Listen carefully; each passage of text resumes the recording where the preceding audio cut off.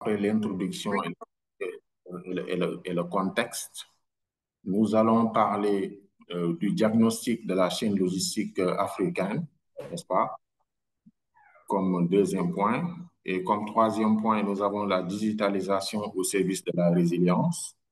Au point 4, nous allons parler de l'optimisation de la chaîne, les méthodes et leviers. Dans la cinquième partie, nous allons parler de la gouvernance, coordination et acteurs. Au point 6, nous aurons la gestion de crise et plan de continuité.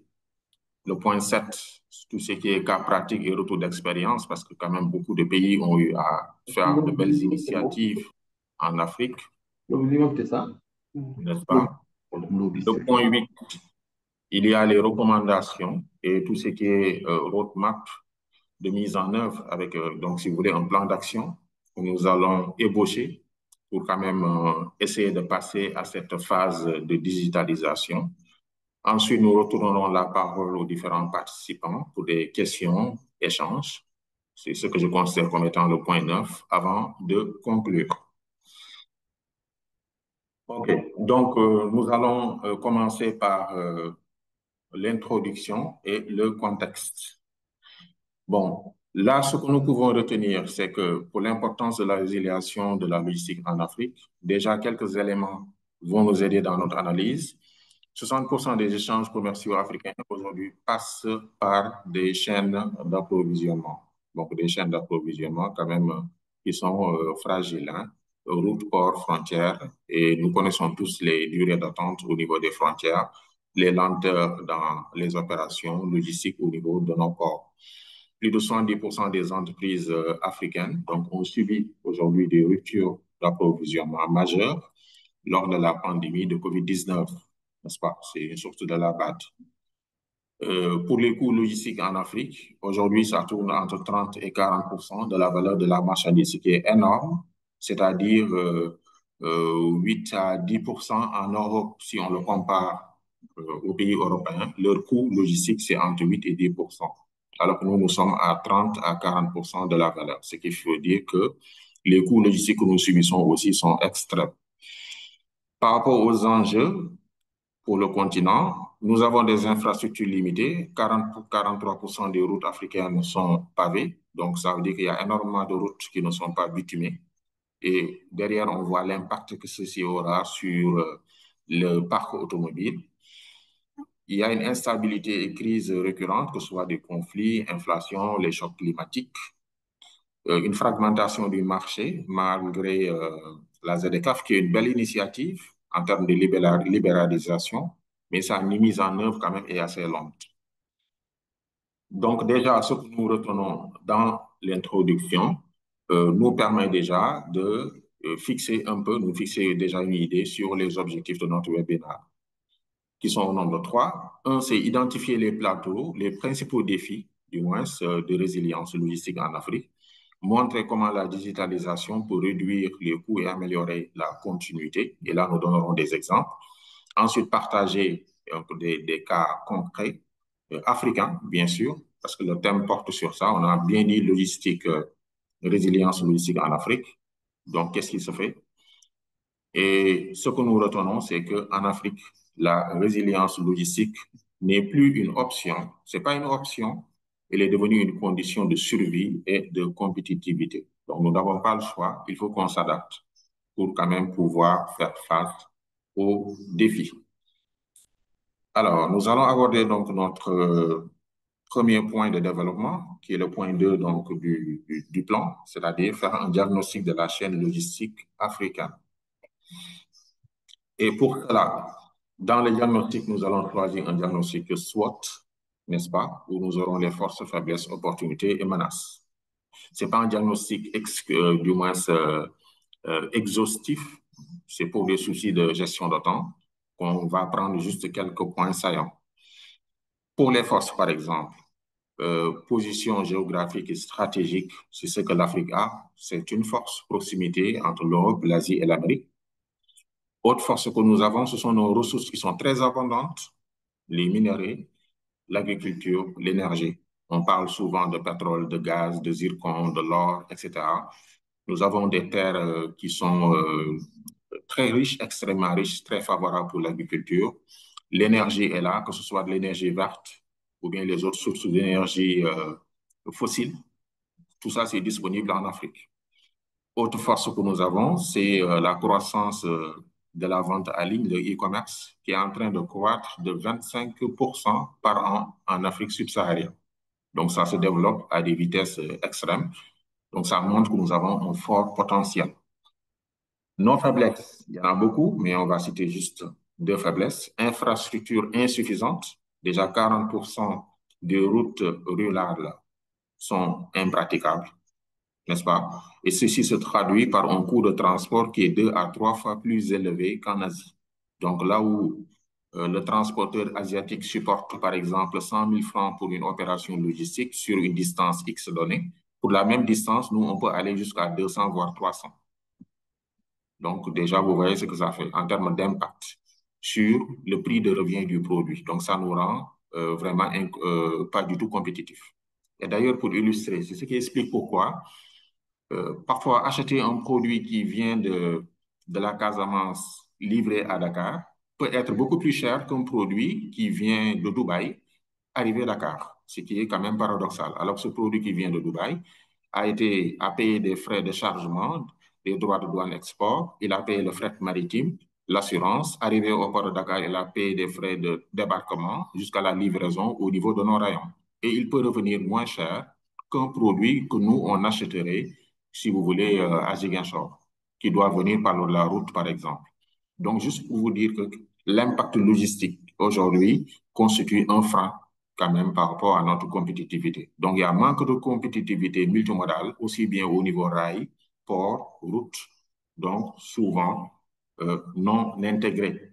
Oui, c'est-à-dire on a un problème d'intermodalité, n'est-ce pas? Une multimodalité qui laisse à désirer. L'autre faiblesse, c'est la forte dépendance au système manuel. Notre digitalisation n'est pas encore généralisée.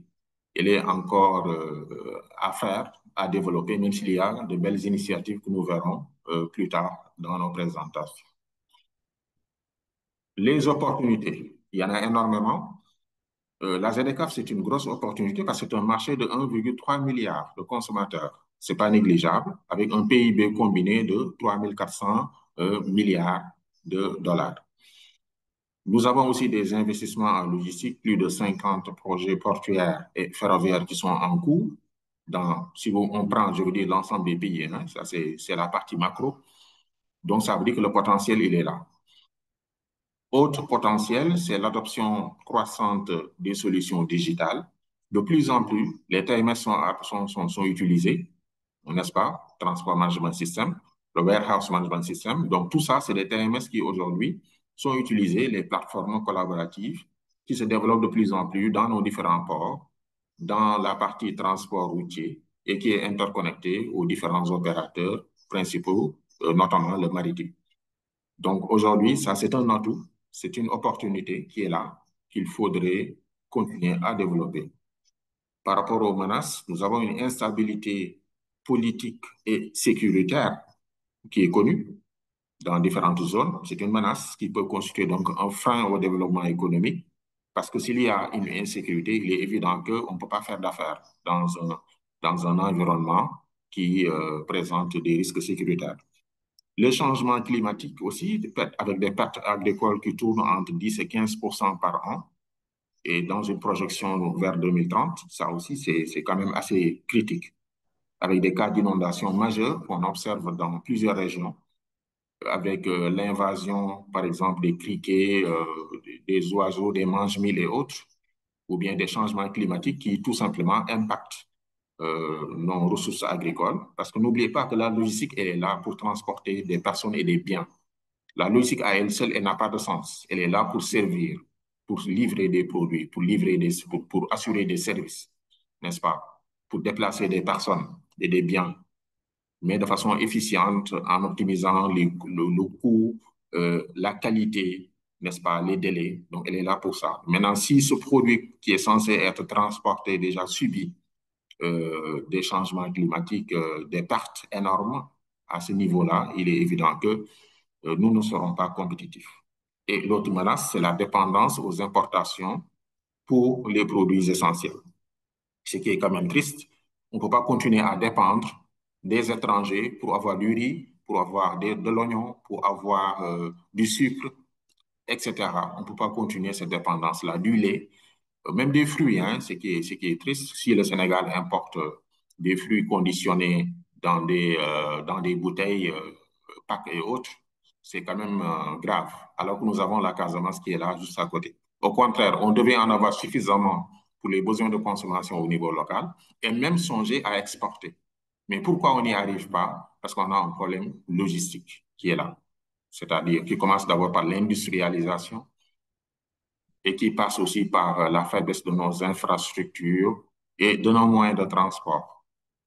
D'accord? En passant par les histoires de dragage, de la compétitivité des ports, n'est-ce pas?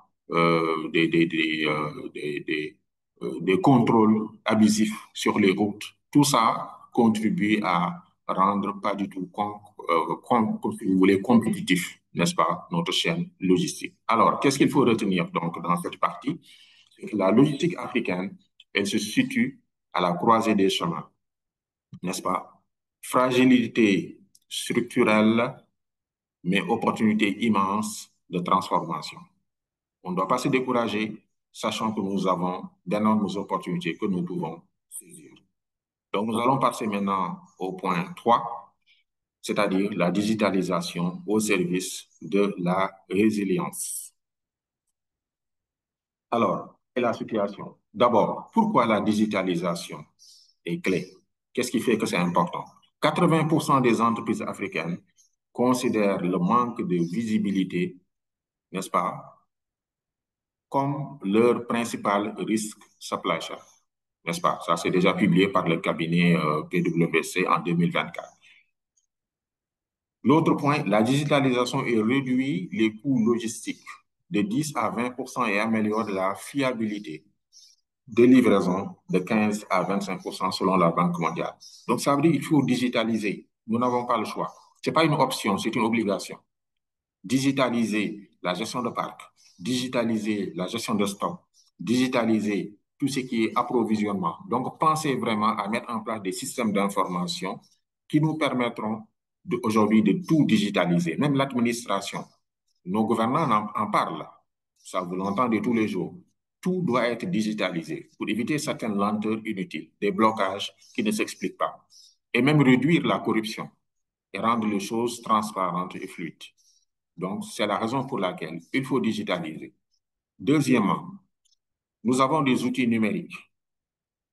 Donc, j'en ai cité quelques. Les TMS, Transport Management System. Donc, aujourd'hui, qui permettent d'assurer une optimisation des itinéraires, de réduire les coûts de transport. Le Warehouse Management System, ça te permet d'avoir une meilleure gestion des stocks. Ça permet de réduire, n'est-ce pas, les pertes. Vous avez aussi les ERP intégrés qui aident. Quand on dit intégré, ça veut dire qu'on intègre les finances, les achats, les opérations, etc. dans un système unique. D'accord? Vous avez les IoT, n'est-ce pas, avec les capteurs. Donc, c'est des objets connectés. Des objets connectés qui te permettront, toi, en tant que manager, de pouvoir contrôler et suivre les objets. Quel objet, par exemple?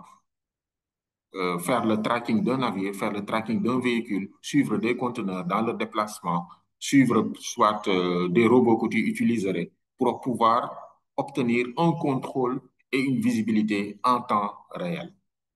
Et même suivre la température, par exemple, si tu as des produits que tu transportes sous température dirigée, que tu puisses disposer de l'information digitalisée, localiser tes produits, localiser le déplacement des moyens de transport, des systèmes de conditionnement. Donc, il faut tout digitaliser.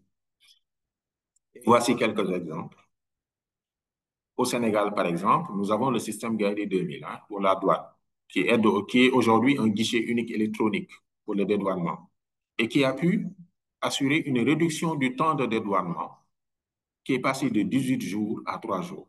Ça, c'est déjà une preuve qui montre que la digitalisation, elle est formidable. Et même moins de 3 jours, on peut le faire.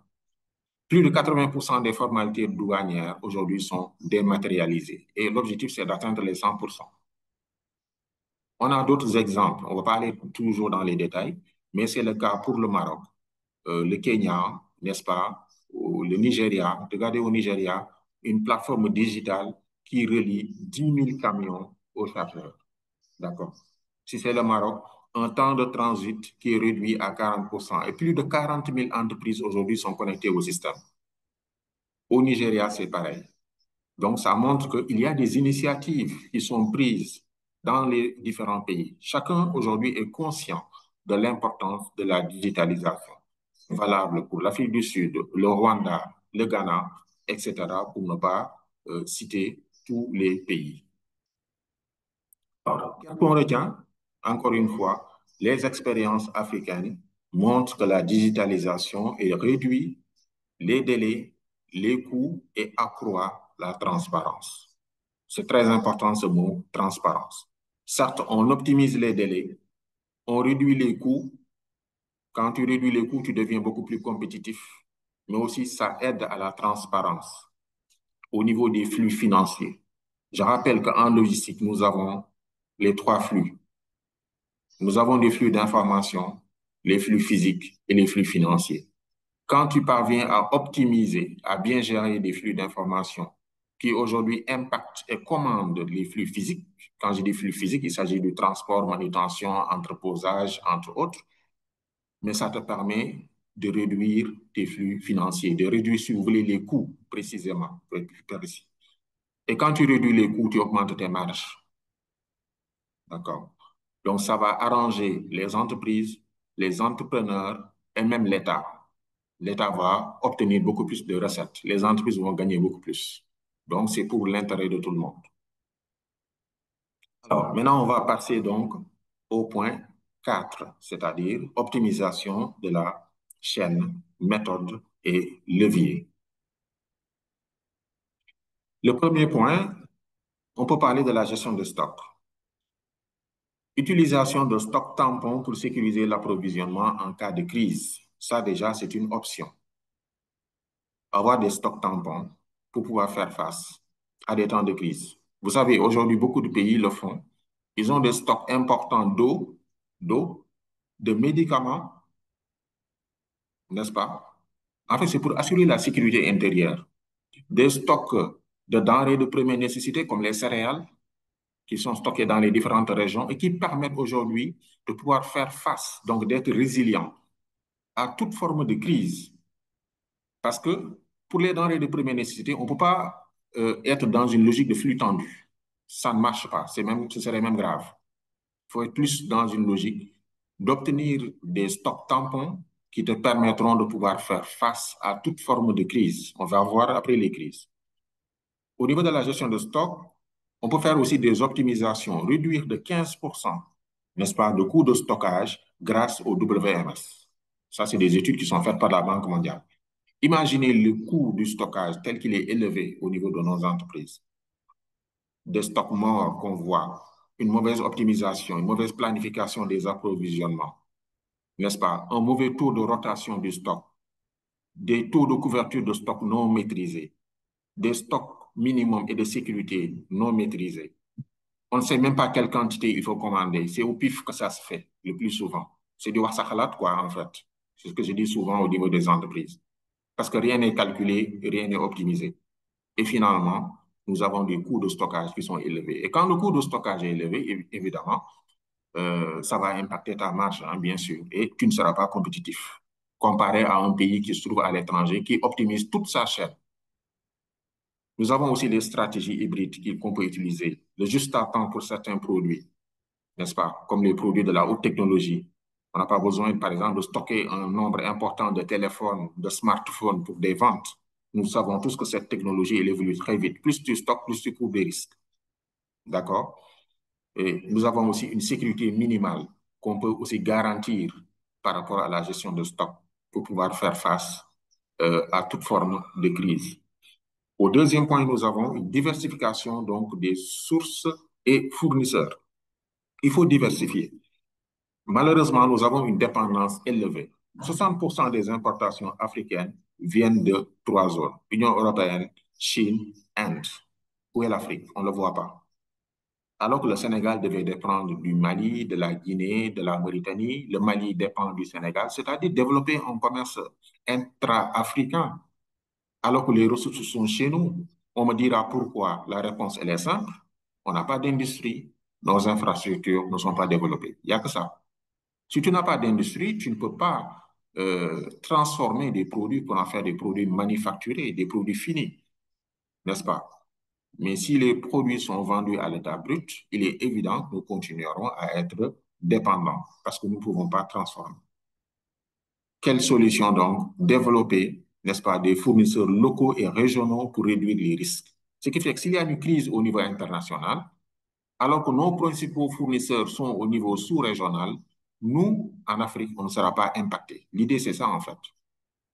Ouais. Par exemple, le détroit de Gibraltar est bloqué, si la mer Rouge est bloquée pour des raisons de conflit, et que nous, Africains, on travaille entre nous avec des infrastructures, avec une industrie développée, nous n'allons pas être impactés. C'est-à-dire, on va considérer l'Afrique comme étant un seul pays. On est un peu dans cette logique où on oublierait quelque part les frontières politiques, mais que tout soit ouvert dans une logique de ZDCAF, où on va développer les échanges et enlever les barrières. C'est ça qui va nous permettre de pouvoir faire face, n'est-ce pas? Et quel gain on aura? Jusqu'à 20% de réduction des ruptures. Ça, c'est énorme. Troisièmement, nous avons la flexibilité des transports. Il faut une multimodalité, c'est-à-dire combiner route, rail, maritime, n'est-ce pas? Donc, mer, aérien, n'est-ce pas? Pour sécuriser les flux. Par exemple, regardez le cas du port de Dakar, le cas du port de Dakar. Vous débarquez des conteneurs, 200, 300, 500, 1000 conteneurs, qui sont destinés peut-être une partie pour le Sénégal, l'autre partie pour le Mali. Comment on les transporte? Il n'y a pas de rail. C'est incroyable. Il n'y a pas de chemin de fer. Et pourtant, depuis l'époque coloniale, on en avait. Eux, ils avaient déjà compris qu'il fallait interconnecter, avoir des corridors entre le port et les différentes zones de consommation par voie ferrée ou bien les différentes zones de production. Mais aujourd'hui, on a perdu ces acquis. Ça se fait par la route. Au port de Dakar, on a des statistiques qui aujourd'hui tournent entre 1500 et 2800 camions qui font des entrées, 2800 camions, j'ai bien dit, en 24 heures. En 24 heures. C'est énorme. DP World à lui seul peut aller jusqu'à 1500 camions en 24 heures. Rien que DP World. Déjà, on a la pollution, on a des lenteurs et un coût logistique élevé. Il en va de soi qu'on ne peut pas être performant dans cette logique, n'est-ce pas? Donc, il faudrait interconnecter, digitaliser si on veut être efficace. Quatrièmement, il y a l'approche learn et agile. C'est l'application du learn supply chain. Il faut du vrai management. En réduisant déjà, par exemple, tout ce qui est gaspillage logistique, gaspillage en termes de surcoût de transport avec une planification non maîtrisée, surcoût qui est lié au stock, des surcoûts qui sont liés à des opérations de manutention, des doubles paiements qui se font aujourd'hui au niveau de l'assurance. Par exemple, ceux qui achètent des marchandises SIF Dakar, alors que tu dois encore payer l'assurance. Tu dois payer l'assurance, ce sera une double assurance. Pourquoi tu n'achètes pas FOB? Pourquoi tu n'achètes pas FOB en tant qu'importateur? Comme ça, en tant qu'importateur, tu travailles directement avec l'armateur qui te fera des réductions par rapport au fret maritime et que l'assurance soit payée au niveau local. Ça développera les compagnies d'assurance locales, même s'ils appartiennent à des multinationales. Mais ça, au moins, c'est un acquis. Mais qu'est-ce qu'on fait souvent? On achète SIF. Ça veut dire que le fournisseur, lui, n'a qu'à gérer tout ça. Déjà gagné en termes de marge dans sa vente du produit, mais aussi gagner encore sur le fret et sur l'assurance. Tout ça, c'est des comportements qu'il faut changer. Il faut une supply chain agile, capacité à adopter les volumes et itinéraires en temps réel. D'accord? Capacité à les adapter. Déjà, ici, on peut sous-entendre tout ce qui est centralisation des achats. On travaille trop en solo. On ne sait pas se regrouper et travailler en équipe. Alors qu'on doit tout centraliser, à commencer par l'administration de l'État. Même les privés peuvent centraliser leurs achats. C'est possible. C'est bien possible. C'est pas la peine qu'on se fasse la concurrence pour une importation du même produit. Par exemple, si nous sommes 10 opérateurs économiques à importer du riz, mais pourquoi on ne ferait pas une commande globale, nous les 10, et on prend un bateau pour les 10? Mais non, non, chacun le fait en solo. Chacun travaille en huis clos. Et finalement, les coûts sont élevés et on se fait la guerre. Et quels sont les gains qu'on aura? Plus de 25% de rapidité de réaction aux perturbations. Nous avons aussi les data, c'est les données qui aident à la décision. Ça, c'est la partie la plus critique. Nos données ne sont pas sécurisées, centralisées et à tous les niveaux de la logistique. Et si vous n'avez pas de données, vous ne pouvez pas prendre les bonnes décisions. C'est impossible. Tout est donné en réalité. Même le défi de l'IA dont on parle aujourd'hui, c'est un enjeu de données. Ce n'est pas développer l'IA en soi qui est compliqué. Non, la preuve, il y a des IA gratuits. Le problème, ce n'est pas l'IA en soi. L'enjeu de l'intelligence africaine, l'intelligence artificielle, ce sont les données. Donc, il faut une exploitation des données en temps réel pour anticiper les ruptures. Utilisation de modèles prédictifs. Mais pour que ces modèles puissent marcher, il faut des données. Prévision de la demande, simulation des crises, amélioration de la fiabilité des prévisions. N'est-ce pas? Ça te permet de le faire entre 15 à 30%. On peut aujourd'hui tout simuler grâce aux données. Il y a tellement d'exemples qu'on peut donner, peut-être dans les débats, on pourra revenir là-dessus. Alors, donc, qu'est-ce qu'on retient? L'optimisation logistique repose sur un mix stock adapté, fournisseurs diversifiés, transport multimodal et pilotage par la donnée. OK. Donc, nous allons passer maintenant au point suivant, gouvernance, coordination et acteurs. Parce que tout est gouvernance, c'est le point 5. Il faut une gouvernance interne, c'est-à-dire la mise en place de comités de pilotage supply chain pour suivre la performance. Et d'ailleurs, c'est l'une des missions aujourd'hui de l'association Sénégal Supply Chain qui a fait au moins l'effort de regrouper différents acteurs pour pouvoir combiner les efforts et aider à la prise de décision stratégique. 65% des entreprises africaines n'ont pas encore de plan de continuité documenté, n'est-ce pas? Nécessité d'une culture de gestion des risques et du changement. Pour la coordination multi-acteurs, nous avons pour la partie chaîne logistique, écosystème. C'est un écosystème en fait quand on dit chaîne logistique.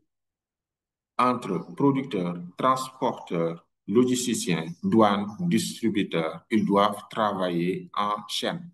Donc, sous-entend une supply chain. Une chaîne d'approvisionnement interconnectée où les différents acteurs interagissent entre eux de façon coordonnée dans le but d'atteindre le même objectif. L'autre point, 70% des retards en Afrique, c'est dû à des problèmes de coordination inter-agences, selon la Banque mondiale. Problème de coordination. Donc, il va créer des retards. Mais attention, tout retard que vous avez a un impact sur le coût. Tout retard a un impact sur le coût. Parce que les choses ne sont pas digitalisées, c'est manuel. Il y a des lenteurs, aussi il y a la corruption, il faut le dire. Les solutions, il faut des plateformes collaboratives, des réunions régulières, n'est-ce pas, de synchronisation entre les différents acteurs, mais aussi il faut des indicateurs de performance qui sont partagés. Parce que c'est l'indicateur de performance, les KPI, qui vous permettent de pouvoir mesurer le niveau de performance. Il faut un partenariat public-privé, n'est-ce pas? Les États doivent faciliter les flux. Modernisation douanière, infrastructure, guichet unique. L'État doit le faciliter, c'est-à-dire l'ensemble des démembrements de l'État, qui doit être au service du privé. D'accord? On a des exemples, n'est-ce pas, comme le guichet unique portuaire qui se fait au Sénégal, au Maroc, au Ghana, qui aujourd'hui a permis de réduire entre 40 et 70% des délais de traitement des différents dossiers. Ça, c'est déjà un avantage qui vous permet de gagner du temps. Quand tu gagnes du temps, tu gagnes de l'argent. Donc, ton conteneur ne va pas souffrir au port pendant une semaine, 2 semaines pour le sortir. Grâce à la digitalisation, les choses se font rapidement. Donc, tu n'auras pas des frais de magasinage, de surestaris encore à payer. Donc, tout le monde y gagne. Parce que ces frais-là, quand vous les payez, attention, ça se répercute sur la valeur de la marchandise, sur le coût de revient du produit. Et qui va supporter ce coût? Ce n'est pas le transitaire. Le transitaire, quand il va introduire tous ces coûts-là, le commerçant qui a fait venir ce produit, quand il va les intégrer, il va le répercuter sur son prix de vente. Donc, c'est le consommateur final, en réalité, qui le subit. C'est-à-dire, nous, c'est nous qui subissons ces coûts. Alors que nous savons bien que nous avons des revenus faibles. Maintenant, si les produits sont excessivement chers sur le marché, malheureusement, ça va impacter notre pouvoir d'achat. Il faut une régulation et intégration régionale, n'est-ce pas? Donc, une harmonisation des procédures. On ne peut pas avoir des procédures différentes. Côté CEDEAO, UEMOA, ZDCAF, il faut tout harmoniser, n'est-ce pas? Objectif ZDCAF, aujourd'hui, c'est de réduire de 90% les droits de douane et accroître le commerce intra-africain de 52% d'ici 2035. Donc déjà, ça, c'est ambitieux, mais il faut qu'on passe à l'acte.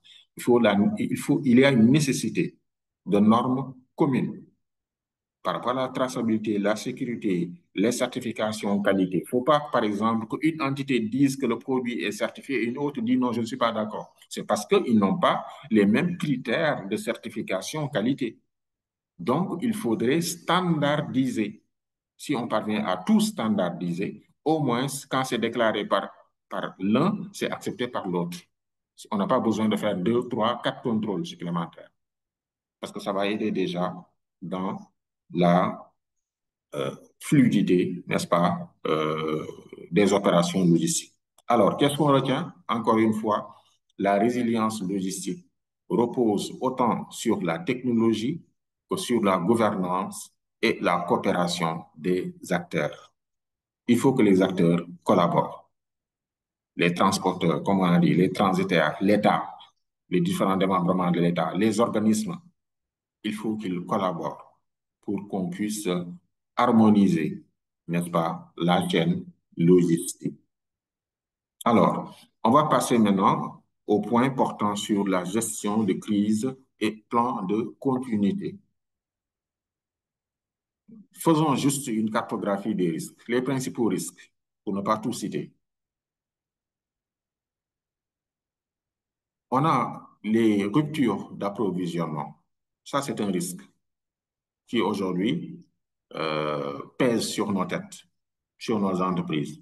Blocage douanier, des crises sanitaires, l'instabilité politique, les catastrophes climatiques. Tout ça, ce sont les risques auxquels nous devons faire face et pour lesquels nous devons développer notre résilience.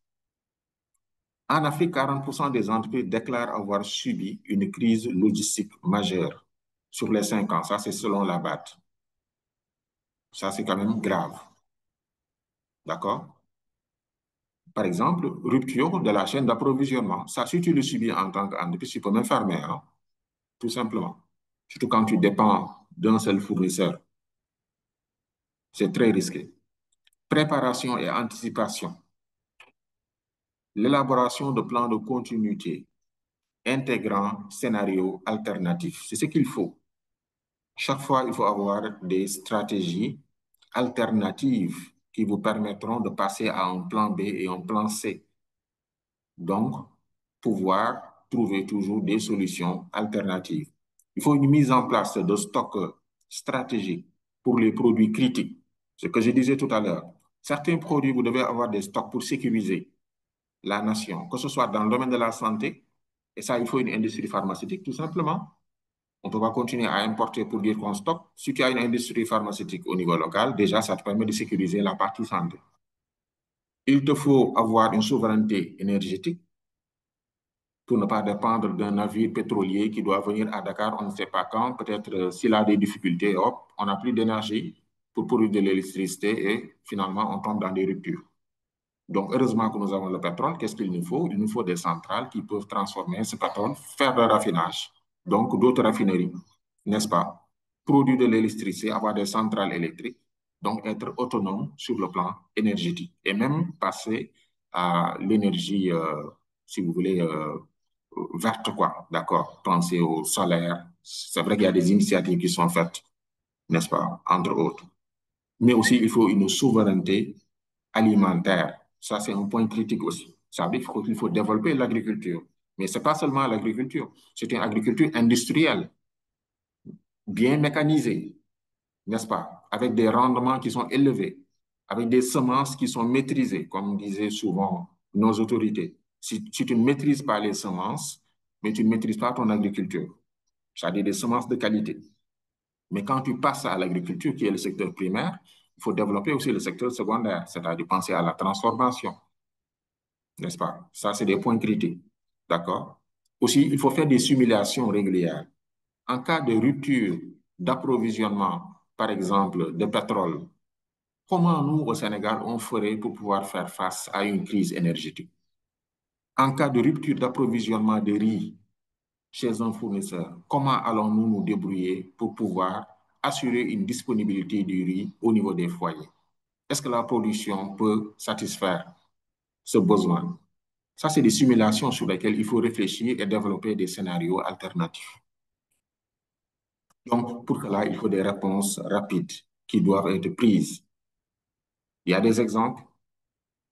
Une cellule de crise logistique pour des décisions immédiates. On peut mettre en place cette cellule. Dans certains pays, c'est carrément un ministère qui est mis en place. Ministère de la logistique. Ça existe, hein? Attention, en Afrique, il y a des pays qui sont déjà avancés sur ça. Que ce soit le Maroc, le Ghana, n'est-ce pas, le Gabon, si je ne m'abuse, ils sont déjà allés jusqu'à ce niveau-là. C'est-à-dire réfléchir logistique maintenant, en tant qu'État. Il faut une digitalisation. La digitalisation permet de gagner du temps. Digitalisation égale gain de temps. Et ça permet d'assurer un suivi en temps réel. Et ça permet de réduire le délai de réaction de 30 à 40%. Parce que c'est digitalisé. On ne perd pas de temps. On n'attend pas un papier qui arrive. On n'attend pas un document qui arrive. Non, le directeur n'est pas là. Non, il est sorti. Non, il est en réunion. Parce que tout est digitalisé. Même de son bureau, il peut valider. Même s'il est à l'étranger, avec son téléphone, il peut valider et avancer. On ne dira pas que non, on attend que le douanier arrive à son poste. Il n'est pas là, il est sorti, il est... Non. Il peut valider même avec son téléphone parce que tout est digitalisé. Donc, on gagne du temps. Il faut que les informations soient partagées aussi entre acteurs. Ça permet de réduire les pertes jusqu'à 20%. Aujourd'hui, par exemple, les informations qui sont liées au flux de camions au port et qui permettent d'avoir une certaine maîtrise des heures creuses et des heures de pic, ça existe. Si ces informations étaient mises à la disposition des différents acteurs, un transporteur pourrait savoir exactement à quelle heure il va envoyer son camion pour perdre moins de temps.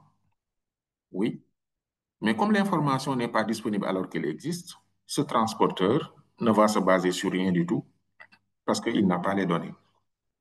Donc, il ne sera pas performant. Il y a aussi les indicateurs de résilience qu'il faut développer. Par exemple, le délai moyen de reprise après perturbation. S'il y a une crise, combien de temps il nous faut pour reprendre notre activité? Ou bien est-ce qu'on sera KO à attendre le bon Dieu, Yalla Bahna? Non, ça c'est un indicateur.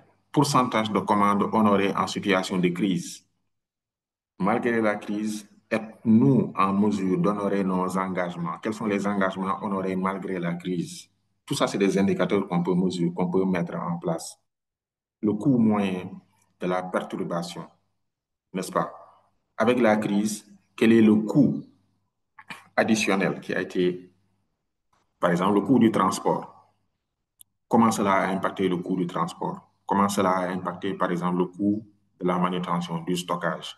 Ça, on doit l'analyser, c'est-à-dire avant la crise et lors de la crise.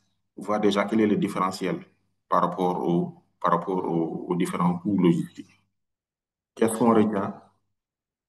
Une supply chain résiliente est une supply chain qui sait prévoir, réagir et se rétablir plus vite que la concurrence. C'est ça une supply chain résiliente. Nous allons passer maintenant au point portant sur quelques cas pratiques et retours d'expérience. On l'avait dit tout à l'heure, Il y a le cas du Sénégal avec le système Gaïdé qui donne un guichet unique électronique pour la douane, qui permet aujourd'hui d'avoir un temps de dédouanement réduit qui passe de 18 à 3 jours, voire moins. Plus de 80% des formalités qui sont dématérialisées. Et ceci a un impact. Hausse des recettes douanières, transparence accrue, mais aussi hausse des marges commerciales au niveau des entreprises, n'est-ce pas? Pour le Maroc, eux aussi, ils ont leur plateforme Portnet, qui est une plateforme digitale pour synchroniser les acteurs portuaires et douaniers, avec un temps de transit qui a été réduit à 40%, plus de 40 000 entreprises connectées. Vous voyez, 40 000 entreprises connectées dans la plateforme. Quel est l'impact? Compétitivité accrue des exportations marocaines. Et nous le voyons, leurs produits entrent dans nos marchés, ils sont très compétitifs parce qu'ils sont très avancés dans la digitalisation, dans la logistique, dans les infrastructures routières, ferroviaires, maritimes, aériennes, n'est-ce pas? Et ils voient aujourd'hui les résultats. Au Nigeria, aussi, nous avons Kobo 360 avec des plateformes numériques qui relient donc les chargeurs avec plus de 10 000 camions. Réduction des coûts de transport, 15 à 20%, n'est-ce pas? Avec un déploiement même régional, parce ils ont dépassé leur frontière Nigeria. Ils vont maintenant jusqu'au Togo, Ghana, Côte d'Ivoire, qu'ils ont intégré dans leur système. C'est ça l'idée, en fait. Il faut avoir des systèmes qui dépassent nos frontières. D'accord. Quel est l'impact? Ils ont une meilleure visibilité et fiabilité du transport routier. Au Rwanda, c'est pareil, avec Kigali Logistic Platform, développé par DP World. Ils ont donc leur hub logistique digitalisé, entrepôt, transport, formalités intégrées. Ceci a permis d'avoir une réduction du délai de traitement logistique de 50%, vous vous imaginez, 50% de réduction de délai. C'est énorme. Une facilité, ceci a facilité bien sûr l'intégration du Rwanda au commerce régional. Donc vous voyez déjà l'impact de la digitalisation, ce n'est pas un luxe, mais c'est une nécessité. Donc l'expérience africaine prouve que la digitalisation et la coopération renforcent la résilience et la compétitivité logistique. Alors, nous allons, si vous voulez, finir avec les recommandations, avec un plan d'action de mise en œuvre que nous allons proposer, qui peut être critiqué, amélioré, bien sûr, par les différents participants. La première étape clé, à court terme, c'est-à-dire dans une année, on peut songer et nous lancer dans une digitalisation des procédures critiques. Et là, quand je ne parle pas seulement du Sénégal, je parle de l'Afrique de façon générale. Tout ce qui est douane, transport, entreposage doit être digitalisé. Et tous les pays doivent aujourd'hui aller dans ce sens-là, se fixer comme objectif une digitalisation, si vous voulez, au point de ces différents maillons. Il faut former des équipes, n'est-ce pas? Plus de 50% de réussite des projets supply chain avec accompagnement RH. Les hommes, il faut les former à cette digitalisation. Parce que c'est vrai que certains peut-être sont de l'ancienne école, d'autres sont frileux de tout ce qui est digital, c'est vrai. Peut-être qu'ils ont même de l'expérience et tout. Mais aujourd'hui, il faut les accompagner pour assurer cette transformation. Et tout ça, ça peut se faire en une année. L'autre point pour le plan d'action, à moyen terme, c'est-à-dire entre 1 et 3 ans, on peut songer à développer des plateformes collaboratives, cette fois-ci régionales. Oui. Par exemple, notre système ghanéen doit communiquer avec le système marocain, ghanéen, n'est-ce pas, gabonais, etc. Il faut que les systèmes même se parlent au niveau régional, qu'il y ait une interconnexion. Ça, c'est important. Ce qui fait que si quelqu'un exporte un produit du Maroc, il est directement interconnecté avec le système guidé et tout passe par le même système. C'est-à-dire les deux systèmes doivent pouvoir même dialoguer. Ça, ce serait quand même pertinent. Alors que ce n'est pas compliqué, hein? Ce n'est pas du tout compliqué. Hein? L'expérience l'a montré même ici au Sénégal avec le guichet unique qui a permis d'interconnecter plusieurs systèmes, les systèmes des armateurs, comment dirais-je, de la douane, hein, des manutentionnaires, les systèmes que les manutentionnaires utilisent, aujourd'hui sont interconnectés. Hein. Le test a été fait, ça fait maintenant 1 an que les choses se déroulent bien. C'est pour vous dire que c'est des choses qui sont possibles. Songez aussi à diversifier les fournisseurs et cibler surtout des fournisseurs au niveau local, n'est-ce pas? Et aussi les modes de transport. Songez aussi à les diversifier. À long terme maintenant, on peut investir dans l'automatisation et l'IA, parce que quand même les coûts d'investissement sont élevés, raison pour laquelle à long terme, dans 3 à 5 ans, nous pouvons songer à cela. Si on peut commencer maintenant, les pays qui sont prêts à commencer dès à présent, tant mieux. Mais au plus tard, dans cet intervalle, ça doit être un défi pour tout le monde.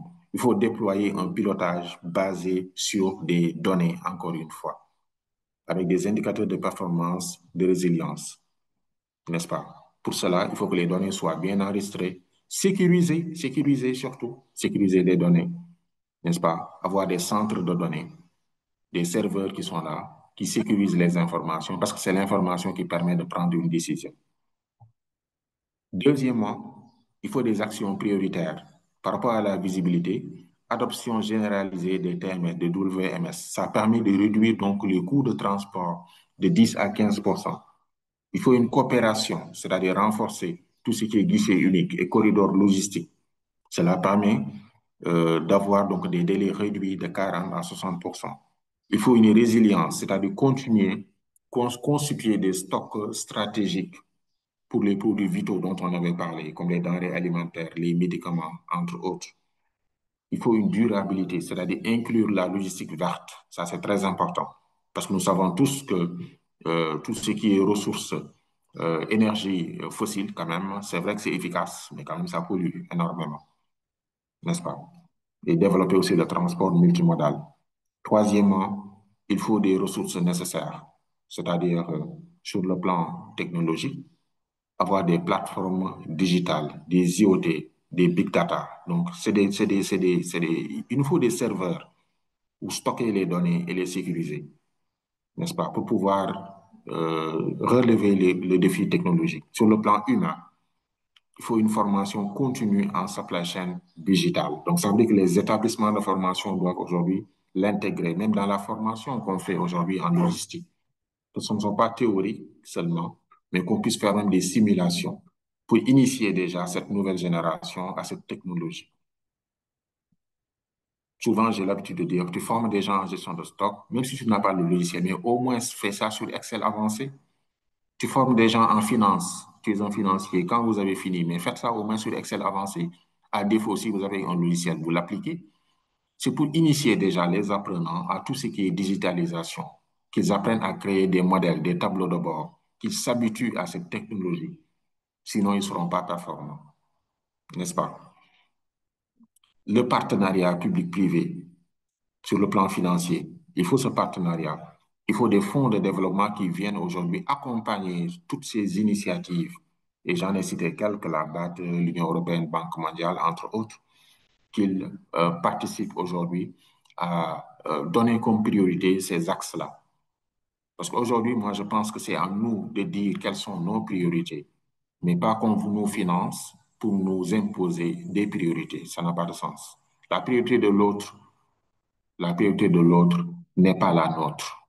D'accord? Ça, c'est bon à savoir. Alors, qu'est-ce qu'on retient? Construire la résilience logistique africaine, c'est avancer pas à pas, digitaliser aujourd'hui, collaborer demain et anticiper les crises toujours. Donc, c'est ce qu'on peut retenir comme conclusion au niveau de cette partie. Donc, je pense que nous allons pouvoir maintenant euh, retourner le micro, si on peut s'exprimer comme ça, comme les journalistes, et laisser les uns et les autres, s'ils ont des questions, des échanges, des contributions, avant qu'on fasse la conclusion. Merci beaucoup, Monsieur Mbodj. Mesdames, Messieurs, nous arrivons à la fin de ce webinaire. Aujourd'hui, il apparaît clairement que la résilience logistique est une priorité stratégique pour toutes les organisations opérant en Afrique. Les crises sanitaires, climatiques et géopolitiques montrent combien la flexibilité et la robustesse de nos chaînes d'approvisionnement sont essentielles. La digitalisation, système de gestion, traçabilité en temps réel et plateformes collaboratives permettent de mieux anticiper et gérer les perturbations. L'optimisation des processus, la diversification des fournisseurs et la flexibilité des modes de transport renforcent cette résilience. Mais la réussite repose aussi sur la gouvernance et la coordination multi-acteurs, ainsi que sur la préparation aux crises avec des plans de continuité efficaces. Les retours d'expérience africains démontrent que la résilience est possible lorsqu'on investit dans l'innovation, la collaboration et les compétences. Chers participants, retenez ceci. La résilience logistique ne se décrète pas, elle se construit. Et ITTE est à vos côtés pour vous accompagner dans cette transformation. Merci de votre participation. Et puis, nous attendons les questions. Je pense que M. Mbouch, il y a des questions déjà. La première question, c'est parmi les méthodes et leviers, quelle est la méthode la plus efficace et facilement applicable? C'est des questions qu'on reçoit directement sur le chat, M. Mbouch. OK. Merci en tout cas pour le résumé, hein, pour le résumé qui a été fait par Madame Fek.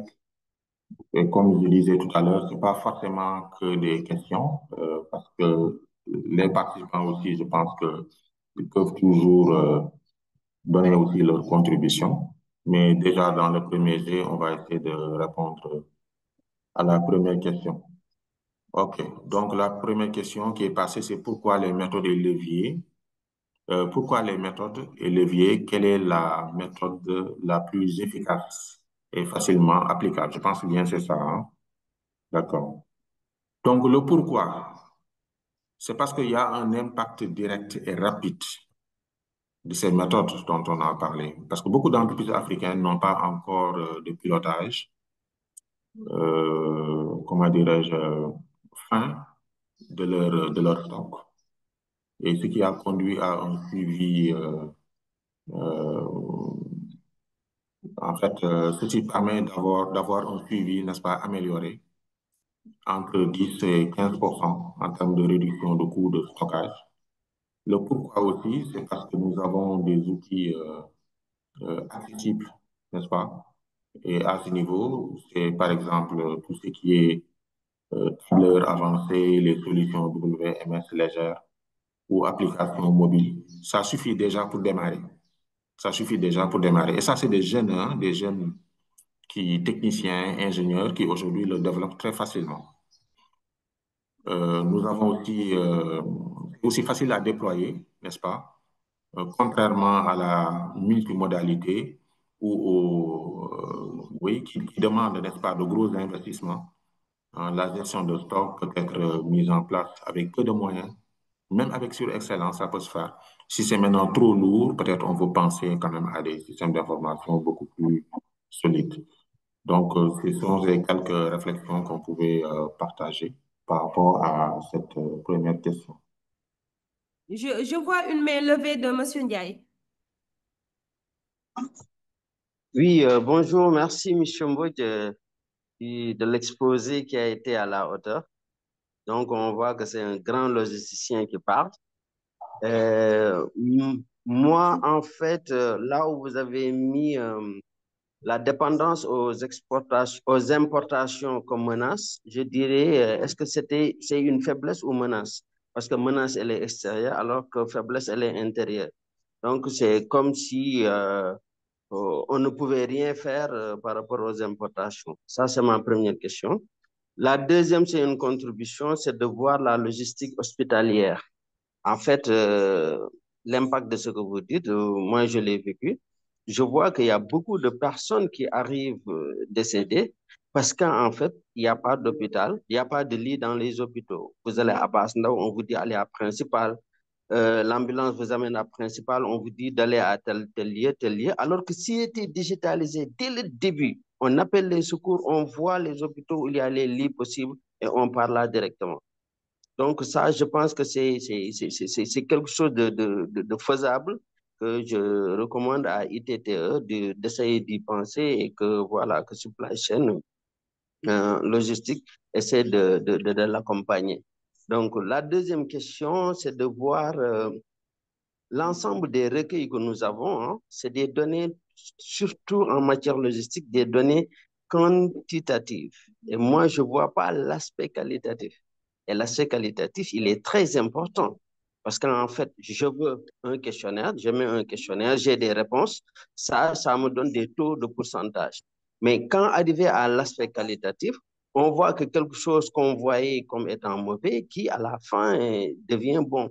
Moi, je me suis rendu compte avec une étude que je faisais sur la pauvreté, je suis passé sur l'aspect négatif de la pauvreté et j'ai fait une étude quantitative. À la fin, quand je faisais l'étude qualitative, c'est des récits de vie, accompagner les personnes, faire des entretiens semi-directifs, être en rapport avec les entreprises, avec les personnes. J'ai trouvé les aspects positifs de la pauvreté. Peut-être on n'aura pas le temps d'y revenir. C'est tout juste dire l'apport des données qualitatives. Merci, M. Mbouy, du brillant exposé encore une fois. Ok, merci, hein, merci, Dr Ndiaye. Hein, Dr Ndiaye, Oui, Mashallah, vous avez fait une pertinente analyse hein, que je partage, hein, effectivement, que je partage tel que vous l'avez dit. Et effectivement, le point que tu as souligné portant sur la logistique hospitalière, c'est vraiment un cas pathétique hein, qui est là. Comme tu dis, hein, tu veux évacuer un malade, tu ne sais même pas quel lit d'hôpital est disponible. C'est parce que les données ne sont pas informatisées. Souvent, qu'est-ce que tu fais? Tu fais la navette entre différents hôpitaux. Partout où tu pars, on te dit non, non, c'est plein. Tu prends encore le malade, tu le traînes encore dans un autre hôpital. C'est incroyable. Parce que tout simplement, les informations ne sont pas disponibles. Effectivement, je partage en tout cas cette analyse. L'autre analyse que tu as faite qui porte sur comment dirais-je, c'était quoi encore? Les données quantitatives et Oui, qualitatives. l'analyse des données. Oui, oui, oui, bien sûr, je suis d'accord avec toi. Dans l'analyse des données, il est évident qu'on ne se base pas sur des données, bien sûr, uniquement quantitatives. Il faut toujours combiner les deux, des données quantitatives et qualitatives pour pouvoir tirer les bonnes conclusions, n'est-ce pas? Sinon, ça risque de biaiser l'analyse et même de fausser la prise de décision. Oui, c'est ça. Bon, ce qui explique aujourd'hui un peu notre dépendance aux importations, ça s'explique tout simplement par le fait que nous ne soyons pas assez compétitifs par rapport à la quantité et à la qualité dont nous avons besoin en termes de consommation au niveau national. Donc, ce n'est pas forcément une menace, mais si nous sommes assez compétitifs, si nous avons bien développé notre industrie, si nous avons par exemple une agriculture de qualité, hein, vraiment bien mécanisée, rien n'expliquerait pourquoi on ne prendrait pas un produit du riz qui viendrait de la vallée ou bien des mangues transformées qui viendraient de Ziguinchor et qui seraient livrées à Dakar dans des bouteilles bien conditionnées et qui seraient à la portée de tout le monde parce que le produit arrive moins cher. Les gens ne vont pas hésiter hein, à consommer local dans ce cas-là. C'est parce qu'on manque de compétitivité. C'est ça qui explique déjà aujourd'hui pourquoi on est envahi par le marché international qui ne fait que nous envoyer des produits parce que quelque part, on n'a pas la réponse qu'il faut. Mais je pense que ça, c'est tout un travail qu'on doit faire et c'est le consommateur même qui va décider finalement. S'il sait que le produit, il est là, disponible, il vient de Ziguinchor, c'est un produit local, il est de bonne qualité, il est à sa portée du point de vue coût, mais ce gars, il ne va pas hésiter à l'acheter, hein, il ne va pas acheter un produit qui viendrait de l'étranger, ça c'est clair. Donc, je partage vraiment ces analyses et merci encore une fois pour votre belle contribution. Merci, M. Brett.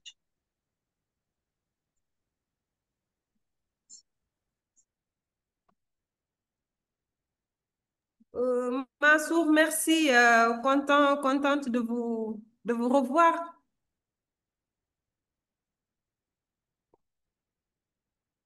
Alors, donc là, je vois aussi d'autres La questions. deuxième question, quelles sont les principales causes qui empêchent les pays africains d'aller vers la digitalisation? Bon, les causes sont multiples, hein. Il y a déjà nos infrastructures aujourd'hui qui sont limitées parce que la digitalisation ne se décrète pas. Il faut des infrastructures, c'est-à-dire accès Internet insuffisant. Quand c'est insuffisant, tu vas théoriser la digitalisation, mais tu n'auras rien en fait. Euh, il y a aussi le problème de l'énergie, la disponibilité de l'énergie. Par exemple, si aujourd'hui on se permet d'avoir des zones qui n'ont même pas d'électricité, hein, ça on le sait, hein, c'est parce que le monde ne s'arrête pas dans les grandes villes, les grandes agglomérations. Mais aujourd'hui, quelqu'un qui est au fin fond d'un village, qui a besoin d'un médecin, qui a besoin d'importer un produit à l'étranger, il faut qu'il puisse se connecter, donc avoir l'Internet. Il faut qu'il puisse avoir l'électricité. Sans électricité, on ne peut pas parler du reste. Donc ça, c'est des freins. Ce n'est pas qu'ils ne veulent pas. Ce n'est pas que l'Afrique ne veut pas, mais on a des facteurs bloquants. Parmi ces facteurs, il y a l'infrastructure limitée. Il y a aussi le coût qui est élevé, n'est-ce pas? Le coût qui est élevé.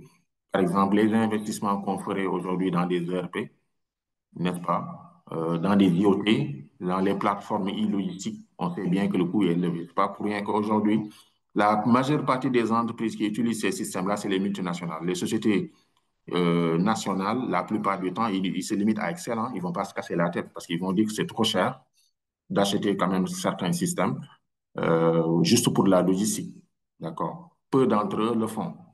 D'accord. Il y a des initiatives, mais quand même, c'est pas nombre d'entre eux se limitent sur Excel parce qu'ils se disent que le coût est élevé. Il y a aussi manque de compétences. Ça aussi, c'est parmi les freins, comme par exemple, on a une faible culture numérique.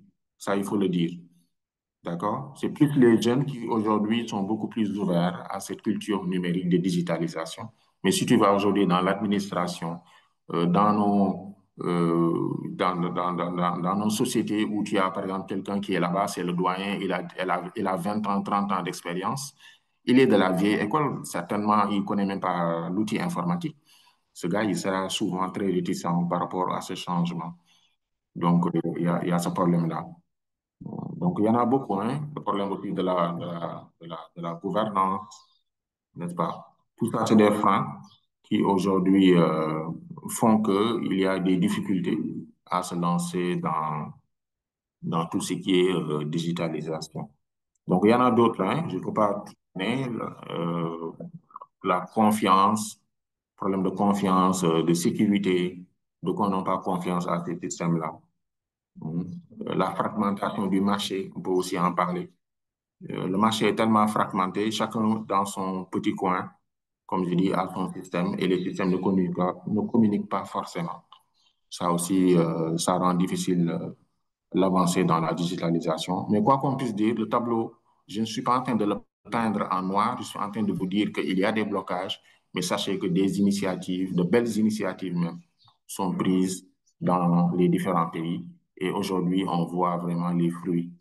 On voit aujourd'hui les résultats quand même, des résultats de ces belles initiatives. Et j'ai cité quand même beaucoup de pays. Et ce ne sont pas les seuls, j'en ai cité juste quelques pour vous dire tout simplement qu'on avance. Ça avance bien. Certes, peut-être lentement, mais ça avance. OK.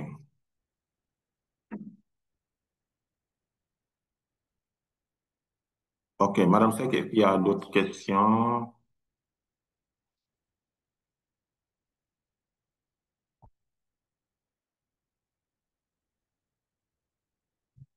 Je vois quelqu'un qui dit merci pour cette belle présentation.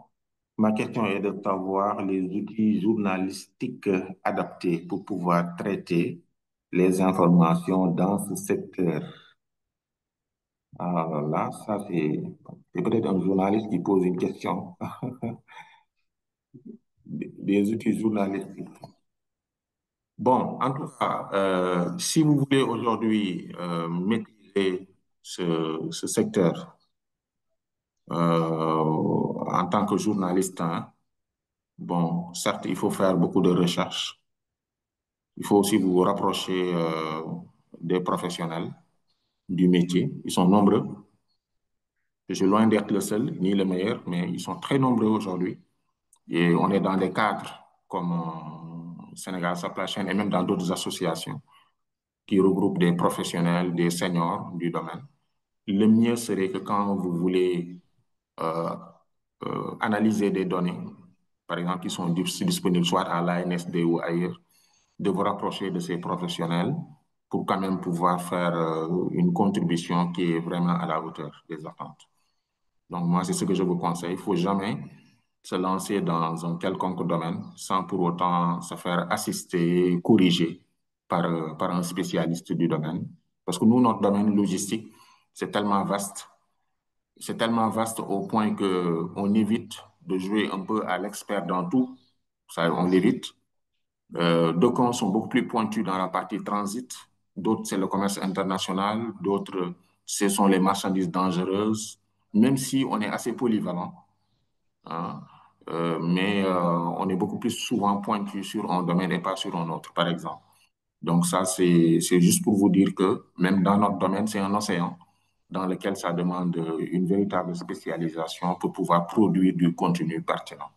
En tout cas, moi, c'est ce que je vous conseille. Si vous vous rapprochez en tout cas de nous, nous pourrons vous orienter à chaque fois que vous souhaiterez faire un article ou bien une publication dans le domaine de la logistique et de la supply chain. OK, Madame Fleck, je crois avoir répondu à cette question.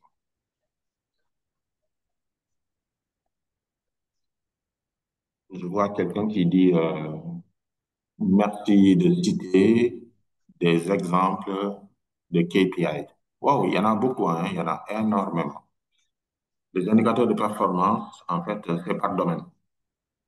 On peut en avoir dans le domaine des transports, dans le domaine du stockage, de l'entreposage, dans le domaine des achats, dans le domaine de la performance financière globale, dans le domaine de la qualité, satisfaction client. Parce que dans la chaîne logistique, je donne un exemple de définition de la logistique. Par exemple, on vous dit que c'est l'art de mettre à la disposition du client le bon produit ou service au bon moment, au bon endroit, au moindre coût, avec la meilleure qualité. Mais on a dit en vue de satisfaire le client. Donc, la finalité, c'est assurer la satisfaction du client en utilisant tous les moyens, que ce soit les modes de transport qui vont contribuer, la manutention, l'entreposage, n'est-ce pas? Et les autres services, que ce soit achat, appro, transit, tout ça, ça contribue à la mise à disposition du client de produits ou services dont il a besoin.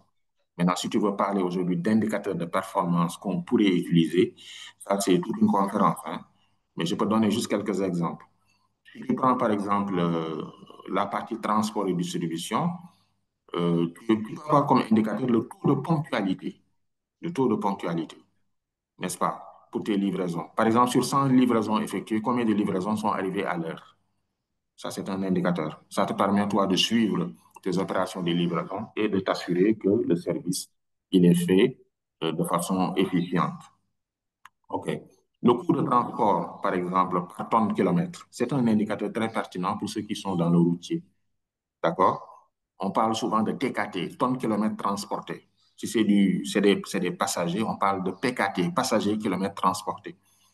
Pour t'expliquer cela en deux mots, le tonne kilomètre transporté n'est rien d'autre que le tonnage que tu as transporté qui est rapporté au coût que tu as supporté dans l'opération de transport et aussi à la distance. Comment tu le calcules? Tu prends le coût global de distribution, le coût global de distribution, c'est-à-dire l'ensemble des coûts directs, indirects, fixes et variables que tu as supportés lors de l'opération de transport du point A au point B, c'est le coût total. Tu vas le diviser par le tonnage que tu as transporté, ça te donne le coût à la tonne. Si tu le divises aussi par la distance au kilomètre, tu obtiens donc le coût par tonne par kilomètre. Tu peux faire le même exercice pour les passagers. Ça, c'est des indicateurs, par exemple, que tu peux suivre pour voir est-ce que ton coût, tu continues à le maîtriser, à l'optimiser. D'accord? Ces mêmes indicateurs peuvent être appliqués dans la gestion de stock avec les taux de rotation, les taux de rupture, les taux de couverture. Tout ça, c'est des indicateurs. Il y en a énormément, comme j'ai dit. Peut-être c'est un autre sujet qu'on pourrait développer ailleurs. Je pense bien qu'il y a un sujet, ce sujet-là même a été programmé dans un webinaire, si je ne me trompe, au niveau de l'association Sénégal Supply Chain. Nous ne manquerons pas, dès que la date est fixée, de vous communiquer cela. Parce que ce sera l'occasion de passer en revue l'ensemble des indicateurs de performance au niveau de la chaîne logistique, c'est-à-dire les indicateurs au niveau des achats, des appros, des transports aériens, maritimes, ferroviaires, routiers, au niveau de la manutention, au niveau de la production, etc. Mais le plus important, c'est de savoir comment interpréter les résultats de l'indicateur, parce que c'est ça qui te permet de prendre une décision. Yes. OK. Donc, c'est ce que je pouvais dire par rapport à cette question qui est relative aux indicateurs.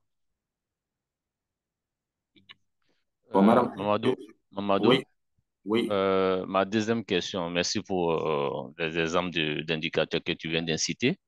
Ma deuxième question, certainement, vous avez au début commencé par le SWOT pour l'Afrique, euh, où il y a, par rapport à la proximité vis-à-vis de l'Europe et l'Asie et l'Amérique. Aujourd'hui, vous avez pris l'exemple du Maroc, du Sénégal, et nous, nous sommes en Côte d'Ivoire. Donc, si on doit faire des échanges au niveau du transport, ou même de la logistique, bien sûr, je prends l'exemple du Maroc, ils vont passer par le Mali. Et tout à l'heure, vous avez parlé des flux d'information, des flux physiques et des flux financiers. Maintenant, au niveau des flux de l'information, est-ce qu'aujourd'hui, ces flux d'information seront vraiment fiables vis-à-vis du transport au niveau de la logistique? Ça, c'est ma première question. Ma deuxième question, c'est au niveau des flux financiers. Aujourd'hui, vu les flux financiers au niveau bancaire, où ce n'est pas instantané les échanges, c'est pas comme en Europe. J'ai l'impression qu'en Afrique, il y a plus compte tenu je sais pas comment on dit ça, les djihadistes, les conditions sécuritaires, il y a plusieurs conditions au niveau des banques africaines. Est-ce que, par rapport aux solutions que vous donnez, est-ce qu'aujourd'hui les flux financiers on, on, n'ont pas des risques en tant que tels? Ça, c'est ma deuxième question. Et ma troisième question, ça va porter sur je crois, ne quittez pas, où vous avez parlé de la gouvernance. Et vous avez dit qu'il était souhaitable que si cette gouvernance pouvait passer par la douane, nous, ici, en Afrique de l'Ouest, et c'est pas au Sénégal, c'est la même chose. Euh, les entreprises sont des fonds pour la douane. Et chaque fois, il y a des tiraillements au niveau de la douane avec nos entreprises qui sont en Afrique de l'Ouest. Est-ce que ça sera possible qu'on puisse s'en sortir par rapport à la digitalisation de la douane? Merci beaucoup. Okay. Merci en tout cas par rapport à ces différentes questions. Quand même, je salue ta participation, hein.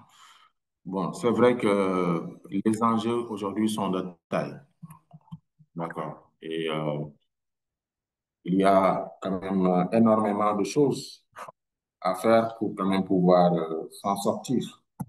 Si je vois déjà ta question ou bien le point qui est relatif, attends, je regarde rapidement, tu as parlé de...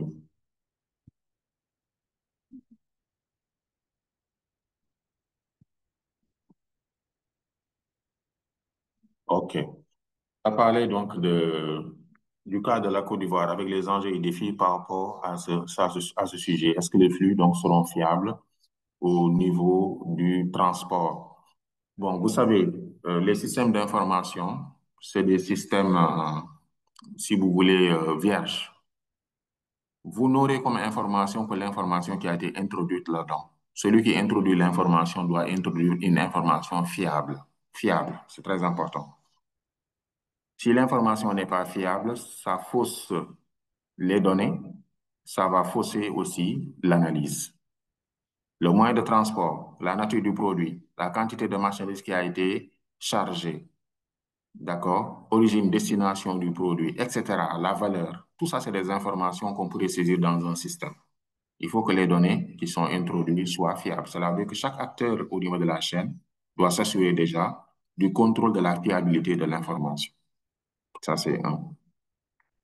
Deuxième condition, il faudrait que tous ces pays partenaires, aujourd'hui par exemple au niveau de l'UEMOA, si je prends cet exemple-là, il faut qu'eux-mêmes, eux tous, ils soient dans une politique d'intégration qui s'appliquerait au niveau des systèmes d'information.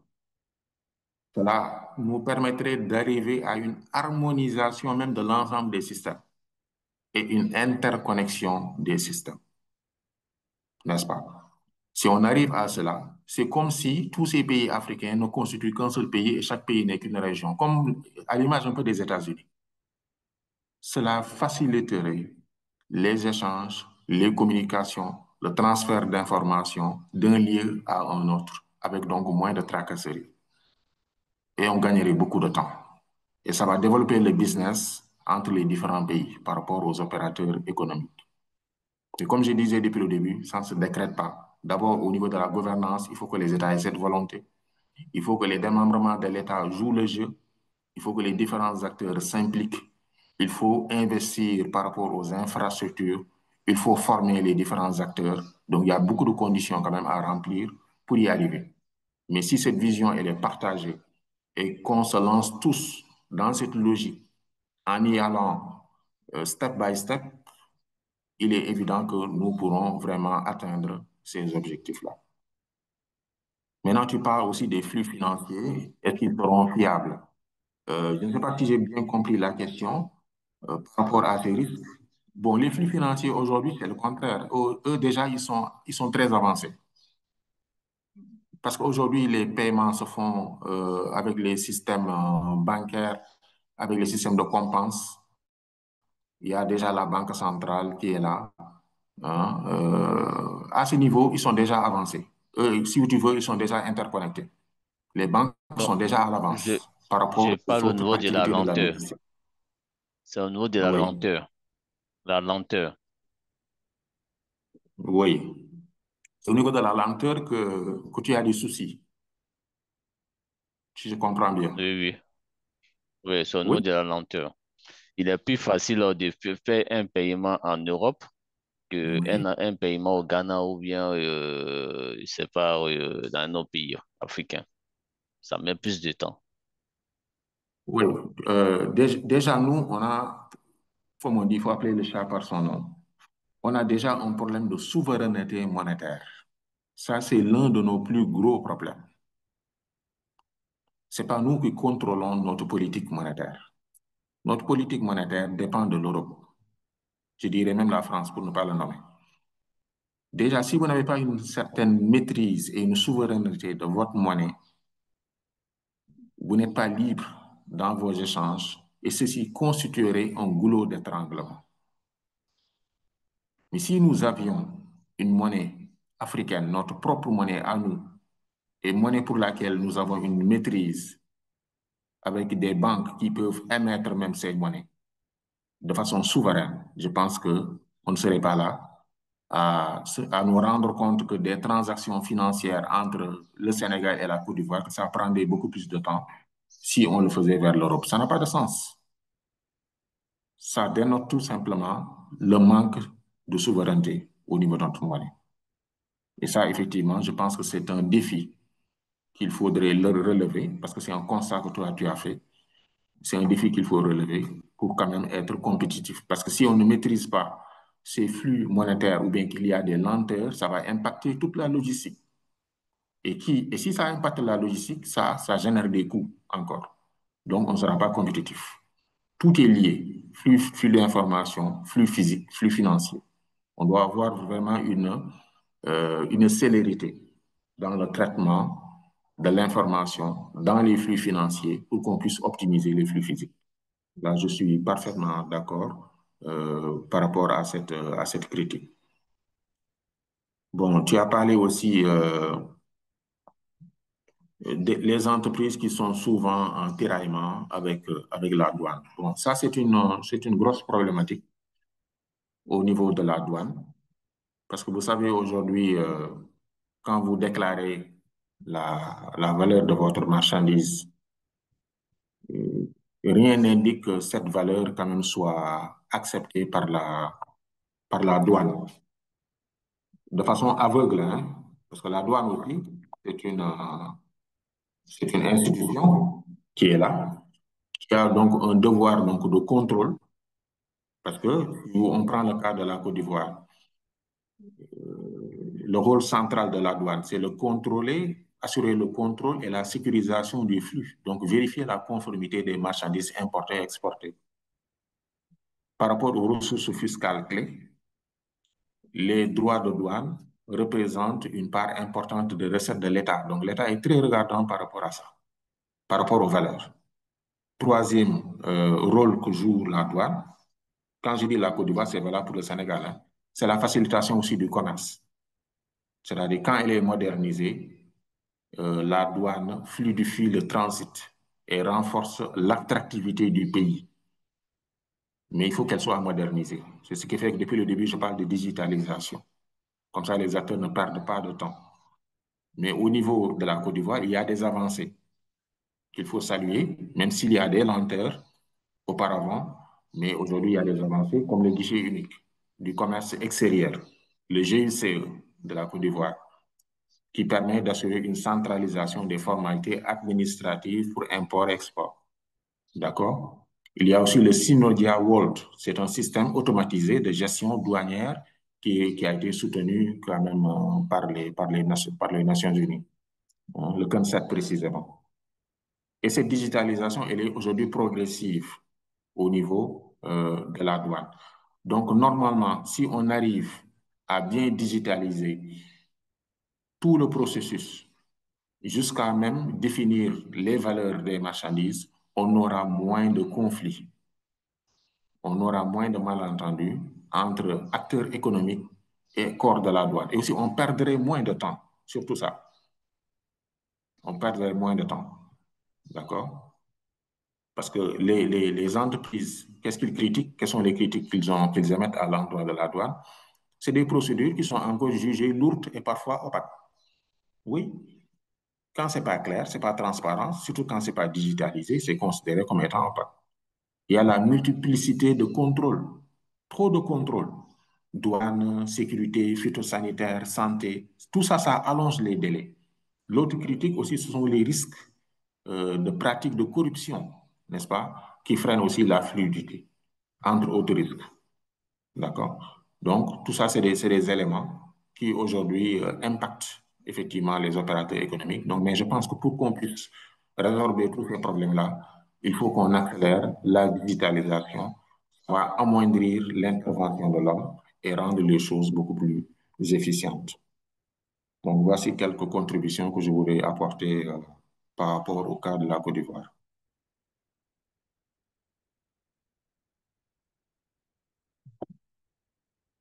S'il n'y a pas d'autres questions, je pense qu'on peut rendre l'antenne à ITTE.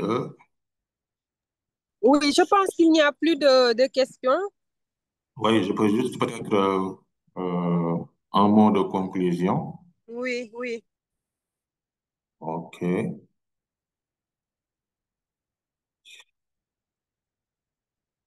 En tout cas, merci à toutes et à tous pour les différentes contributions. Donc, pour conclure, nous pouvons dire donc que la résilience politique en Afrique repose sur la capacité des acteurs à anticiper les crises, s'adapter rapidement et innover grâce à la digitalisation. Les solutions logistiques, que ce soit de guichet unique, portuaire, système douanier dématérialisé, suivi en temps réel, les blockchains, intelligence artificielle, nous offrent aujourd'hui des opportunités réelles. Et je pense que c'est là où j'ai dit, j'ai insisté pour qu'on forme toute cette jeunesse-là. Ça permet de réduire les coûts, d'améliorer la compétitivité des chaînes d'approvisionnement. Et face aux défis donc mondiaux, que ce soit pandémie, par exemple, les conflits, les instabilités économiques ou climatiques, l'Afrique doit accélérer sa transformation digitale pour bâtir des chaînes logistiques plus agiles, transparentes et durables. Je ne l'ai pas mentionné dans la conclusion, mais il faut sous-entendre qu'en tout cas derrière, il est bien de digitaliser, mais il faut que notre secteur primaire suive, agriculture, élevage, pêche. Il faut que le secteur secondaire puisse suivre aussi, c'est-à-dire l'industrialisation. Et la digitalisation viendra appuyer aider à la célérité. Ça, c'est important. Donc, enfin, la résilience n'est pas une option, mais c'est une nécessité stratégique pour assurer la souveraineté économique et soutenir la croissance inclusive du continent. Donc, voici quelques mots que je voulais partager avec vous pour conclure. Et je vous remercie encore une fois. Je remercie ITTE et l'ensemble des participants et tous ceux qui ont apporté des contributions très pertinentes ainsi que des questions par rapport à cet exposé. Merci à toutes et à tous. Merci beaucoup à vous, Monsieur Mbod. Mention spéciale pour la présentation de qualité. On se dit à bientôt, chers participants, pour d'autres sessions de webinaire. Excellente soirée.